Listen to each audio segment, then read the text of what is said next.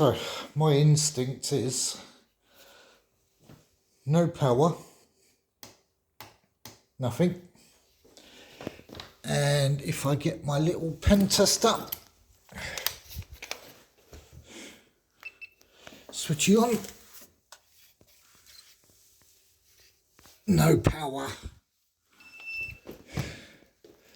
And yet the switch is on. So what's the guess? Do I take this out,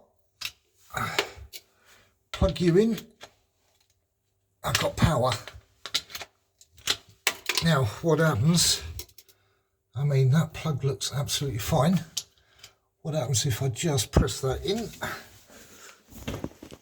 Now, oh look, we've got power.